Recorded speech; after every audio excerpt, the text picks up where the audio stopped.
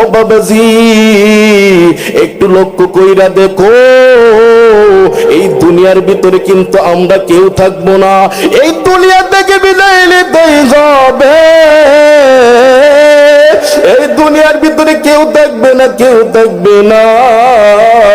তুমি আর আমি যখন মারা যাব, মরে যাওয়ার সঙ্গে সঙ্গে 3-4টা দল বিভক্ত হয়ে যাবে। ও বন্ধুরে, একটা দল চলে যাবে তোমার আমার গোসল করানোর জন্য, পানি গরম দেওয়ার জন্য। ও বন্ধু, আরেকটা দল চলে যাবে কাফনের কাপড় কেনার জন্য। আরেকটি দল চলে যাবে কবর খনন করার জন্য। আরেকটি দল চলে যাবে তোমার আমার কবরের উপরে বাঁশ দেওয়ার জন্য, বাঁশগুলো কাটবে। এই 4টা দলের কাজ যখন সম্পূর্ণ হয়ে যাবে বাবাজি, ও বন্ধুরে, সাদা একটা কাপড়ের মধ্যে প্যাকেটিং করিয়া তোমাকে আমাকে জানাজাটা দিয়া যখন অন্ধকার কবর দিকে নিয়ে যাবে, তখন আপন বলতে কেউ থাকবে না। যখন ওই কবরের ভিতরে নামাইয়া যখন সবাই চলে আসবে রে বন্ধু, তখন তো কেউ থাকবে না। তুমি আমি একেবারে একাই হয়ে যাব। সেদিন আল্লাহ তাআলা ছাড়া আর কেউ থাকবে না। ওরে বন্ধু রে, ওই কবরের ভিতরে যখন রাখবে তোমাকে আমাকে, যখন ওই কবরের ভিতরে রাখবে, ওই কবরের ভিতরে রাখিয়া যখন চলে আসবে, সঙ্গে সঙ্গে 2টা ফেরেশতা আসবে। একটা হইল মুনকার, আরেকটা হইল নাকির। এই 2টা ফেরেশতা আসিয়া যখন তোমাকে আমাকে প্রশ্ন করবে, বলবে মার রব্বুকা, তোমার রবকে, মা দীনুকা, তোমার দিন কি, ও মান নবিয়ুকা, তোমার নবীকে, বা বলবে মান হাযার রাজুল, এই লোকটিকে। যে ইমানদার হবে সে তো উত্তর দিতে পারবে, আর যে বেঈমান কাফের হবে সে তো উত্তর দিতে পারবে না। এজন্য আল্লাহর পয়গম্বর বলেন, আল কবরু রাউদাতুম মিন রিয়াদিল জান্নাহ আও হুফরাতুম মিন হুফারিন নার। এই কবরটা কারো জন্য একটা জান্নাতের বাগান হয়ে যাবে, আবার কারো জন্য একটা জাহান্নামের গর্ত হয়ে যাবে। ও বন্ধুরে, এই কবরের ভিতরে যখন একটা বেঈমানের লাশটা রাখা হবে, তখন ওই বেঈমানটা উত্তর দিতে পারবে না। যখন বলবে বল মার রব্বুকা, তোর রবকে, তখন বলবে লা আদরি, লা আদরি, আমি জানি না। যখন বলবে বল তোর নবীকে, বলবে লা আদরি, আমি জানি না। তোর দিন কি বল, বলবে লা আদরি, আমি জানি না। আর যখন একটা খাঁটি মুসলমান, খাঁটি ইমানদার যখন কবরের ভিতরে যাবে, যখন প্রশ্নগুলো করবে রে বাবাজি, প্রত্যেকটা উত্তর সঠিকভাবে দিবে। তখন তাকে উদ্দেশ্য করে বলা হবে, এখন তুমি ঘুমায়া পড়ো, এখন তুমি ঘুমায়া পড়ো, আরামের ঘুমে ঘুমায়া যাও। আর যারা বেঈমান কাফের, তাদের কবরগুলোকে জাহান্নামের সাথে সংযুক্ত করে দেওয়া হবে। আর যারা জান্নাতে যাবে, তাদের কবরগুলো জান্নাতের সাথে সংযুক্ত করে দেওয়া হবে। এরকম ভাবে কিয়ামত শুরু হয়ে যাবে। যখন ইমানদার ব্যক্তিদেরকে কবর থেকে ডাকানো হবে, তখন তারা ডাক দিয়ে বলবে, কি ব্যাপার, কি ব্যাপার, এই মাত্র না শুইলাম, ঘুমাইলাম, আর এখনই ডাক দিতেছেন, কারণটা কি? কিয়ামত হয়ে গেছে। সুবহানাল্লাহ। যারা জান্নাতে যাবে, যারা ইমানদার হবে, তারা যে ঘুমায়া যাবে, তারা এই সময়গুলো খুঁজ পাবে না। আর যারা বেঈমান, যারা কাফের, কবরের ভিতরে যাদের আযাব হবে, তারা খুঁজ পাবে একটা সেকেন্ড কিভাবে যায়। ও আমার বন্ধু, ওই কবরের ভিতরে আল্লাহর পয়গম্বর বলেন, একটা অন্ধ ফেরেশতা পাঠায়া দিবে। সে কানেও শুনবে না, চোখেও দেখবে না, মুখ দিয়ে কথাও বলতে পারবে না। এখন বলতে পারেন, এরকম ফেরেশতা কবরের মধ্যে কেনই বা আল্লাহ তাআলা পাঠাইবে? ও বন্ধু, এই ফেরেশতাকে পাঠানোর উদ্দেশ্যই হইল, এই ফেরেশতাটা ওই বেঈমানের মাথার মধ্যে হামার দিয়া বাড়ি দিবে। ওই বেঈমানটা যখন চিল্লা চিল্লি পারবে, যখন কান্নাকাটি করবে, এই আওয়াজটা যেন এই ফেরেশতা না শুনে, এই জন্য আল্লাহ তাআলা কানটাকে, আল্লাহ তাআলা কানে শুনবে না, এই কানটা শুনবে না। তখন তিনি চোখেও দেখবে না, চোখে দেখলে মায়া লাগতে পারে, কানে শুনলেও মায়া লাগতে পারে। এজন্য আল্লাহ তাআলা এমন একটা ফেরেশতা নিযুক্ত করে দিবেন যার কোনো দয়া মায়া থাকবে না। ফজরের নামাজ না পড়ার কারণে ফজর থেকে জোহর পর্যন্ত মাথার মধ্যে হ্যামার দিয়া বাইরাইবে। প্রত্যেকটা বাড়ি দেওয়ার সঙ্গে সঙ্গে মাথাটা সিটাল বিটাল হইয়া অনেক দূরে পতিত হবে।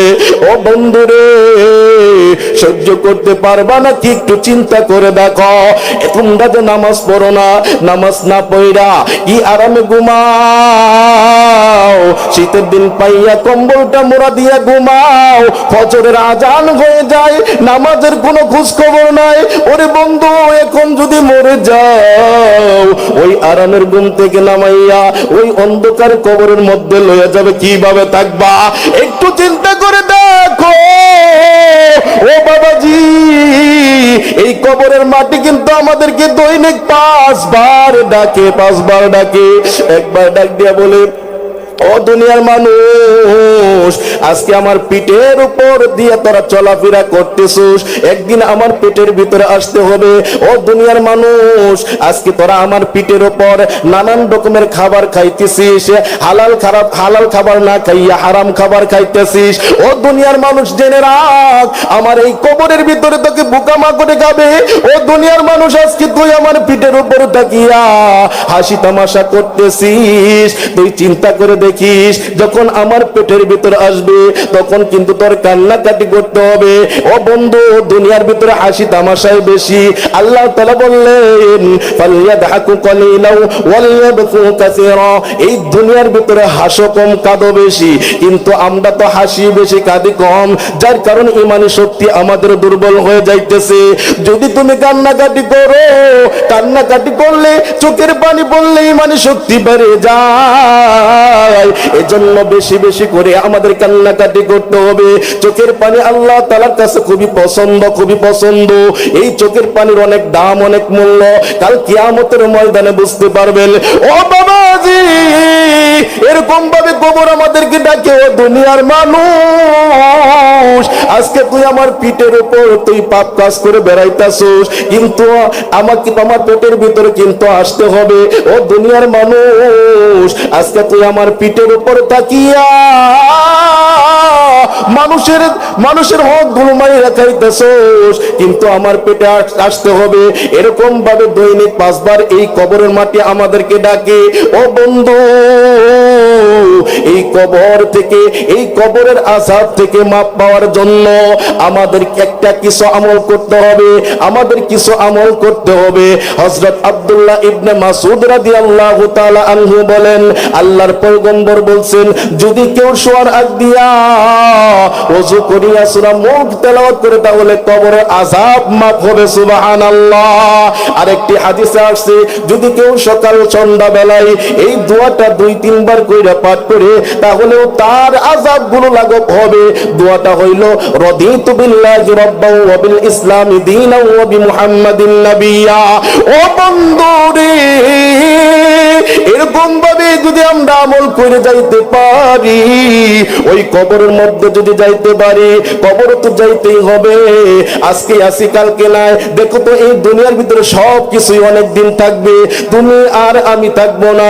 এই বাড়ি করছি, এই বাড়িটা অনেক দিন থাকবে, এই গাছ গাছালি অনেক দিন থাকবে, এই রাস্তাঘাট সব কিছুই অনেক দিন থাকবে, শুধু আমি আর তুমি শুধু চলে যাব। এজন্য এক কবি বলেন, এই বাড়ি ঘর গাছপালা সব থাকবে একা অনেক দিন, আমি শুধু হইব হারা, রইবে না মোর কোনো সিন। আমার আগে এই বাড়িতে বাস করেছে অনেক জন, তারাও গেছে, আমিও যাব, থাকবো না আর বেশিক্ষণ। বলেন তো থাকতে পারবেন কিনা? না না না, এই দুনিয়ার ভিতরে কিন্তু বেশি দিন থাকতে পারবেন না। এজন্য আল্লাহ তাআলা বলেন, এই ঈমানদাররা, তোরা আমাকে ভয় কর। কিয়ামতের ময়দানের আযাব, কিয়ামতের ময়দানের কঠিন দিন কিন্তু ভয়ানক হবে। হাসরের মাঠটা কিন্তু ভয়ানক হবে। যারা ইমানদার তারা আল্লাহকে ভয় করে আল্লাহকে মেনে নেয়, তারা মৃত্যুকে মেনে নেয়। আর যারা বেঈমান তারা এগুলো কখনোই মেনে নিতে পারে না। তারা বলতে থাকবে এরকম সন্দেহজনক যে কথাগুলো আছে, এগুলো আল্লাহ তাআলা কোরআনুল কারীমের ভিতরে প্রকাশ করে দিলেন। আইযা মিতনা ওয়া কুননা তুরাবান ওয়া ইদামান আইন্না লামাবউসুন। তারা বলবে আমরা তো মরে যাব, মাটির সাথে মিশে যাব, পচে গলে যাব, আবার কিভাবে আমরা পুনরায় জীবিত হব? এটা তো কিভাবে সম্ভব? এজন্য আল্লাহ তাআলা বলেন ফাসায়াকুলুনা মান ইউঈদুনা। তারা বলবে আমাদেরকে কে আবার দ্বিতীয়বার আমাদেরকে কবর থেকে কে উঠাইবে? তখন আল্লাহ তাআলা বলেন কুলিল্লাযী ফাতারাকুম আউওয়ালা মাররা। হে নবী আপনি বলে দেন যাদেরকে আমি প্রথমবার সৃষ্টি করছি, দ্বিতীয়বার আমি তাদেরকে এই কবর থেকে তুলব। অন্য একটা আয়াতের ভিতরে আল্লাহ তাআলা বলেন ওয়া ইন্নাস সাআতা আতিয়াতুন লা রাইবা ফিহা। নিশ্চয়ই কিয়ামত আসবে, এতে কোনো প্রকার সন্দেহ নাই, এতে কোনো প্রকার সন্দেহ নাই। ওয়া আন্নাল্লাহা ইয়াবআসু মান ফিল কুবুর। আর কবর থেকে আল্লাহ তাআলা নিশ্চয় আমাদেরকে আবার দ্বিতীয়বার আমাদের তুলবেন, জীবিত করবেন, এতে কোনো প্রকার সন্দেহ নাই। আল্লাহ তাআলা সন্দেহ ছাইরা দিছে একবারে। এজন্য এই কবরের ভিতরে যাইতেই হবে, আমাদের লাশ হইতেই হবে, এই দুনিয়াকে কিন্তু করতেই হবে, এই দুনিয়াতে করতেই হবে। যদি কবরে যাইতেই হয়, কবরে সামানা বাউ করার দরকার আছে কিনা বলেন? অবশ্যই অবশ্যই কবরের সামানা বাউ করার দরকার আছে। ও বন্ধুরি, যখন কিয়ামত গঠিত হইবে, যখন ইসরাফিল আলাইহি ওয়াসাল্লাম সিংহের মধ্যে ফুৎকার দিবে, তখন আসমান, তারকারাজি, চন্দ্র, সূর্য, গ্রহ, নক্ষত্র এগুলো যা কিছু আছে সব কিছুই ধ্বংস হয়ে যাবে। ও বন্ধু, আবার যখন তৃতীয়বার ফুৎকার দিবে, তখন সমস্ত মানুষ তার রবের দিকে সমবেত হতে থাকবে। আল্লাহ তাআলা বলেন ওয়ানুফিকা ফিস-সূরি ফাইযা হুম মিনাল আজদাসি ইলা রাব্বিহিম ইয়ানসিলুন। যখন সিংহায় ফুৎকার দেওয়া হবে, তখন সমস্ত মানুষ তার প্রভুর দিকে আগমন হতে থাকবে, সমবেত হতে থাকবে। এই হাদিসের ভাষ্যমতে, ও বন্ধুরে, হাদিসের ভাষ্যমতে সেই কিয়ামতের অবস্থা খুব ভয়ঙ্কর হবে। সেখানে হিসাবের জন্য আমাদেরকে 40,000 বছর পর্যন্ত সেখানে দণ্ডায়মান থাকতে হবে।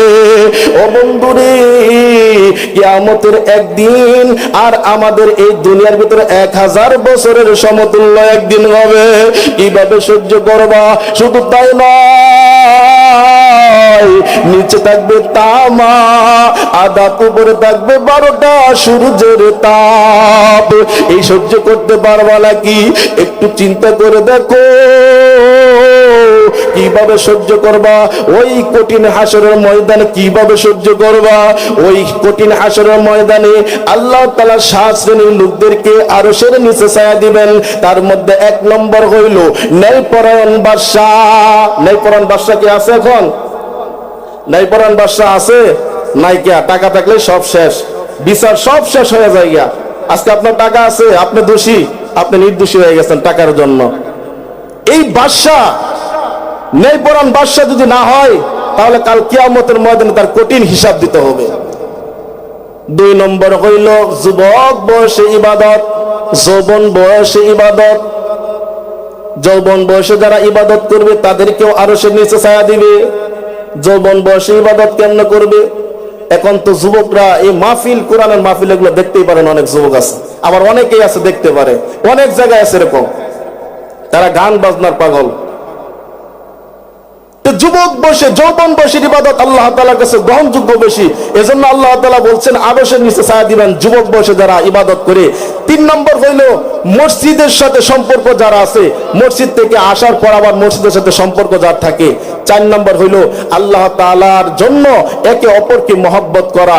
5 নম্বর হইল আল্লাহর ভয়ে নির্জনে চোখের পানি বের করে দেওয়া, নিজের গুনার প্রতি অবহেলা করা। আল্লাহ আমি এটা ভুল করে ফেলেছি, এরকম ভাবে ভুলকে সংশোধন করে কান্নাকাটি করা, আল্লাহ তাআলা এগুলো পছন্দ করেন। 6 নম্বর হইল যে সুন্দরী নারীর অপকর্ম থেকে নিজেকে বিরত রাখা। সুন্দরী নারী যদি আমাকে ডাক দেয় অপকর্ম করার জন্য, সেখান থেকে বিরত থাকা।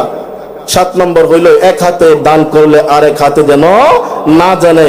আর এখন বর্তমান যুগে দানগুলো দেখায় না দিলে মন খারাপ হয়ে যায়। এরকম আছে অনেকেই মোবাইলে টাকা পাঠা বলে যে মাইক দিয়ে বলে দে, আমি শুনবো, ভিডিও ফোনও দেয় যে আমি এত টাকা দিয়েছি সবাই বল। এরকম আছে, অনেক আছে, আমার নিজের চোখের দেখা। দান করবা গোপনে, দেখার মালিক তো আল্লাহ, আল্লাহ তাআলা দেখতেছে। মানুষদেরকে শোনায় যে আমি এত টাকা দান করলাম।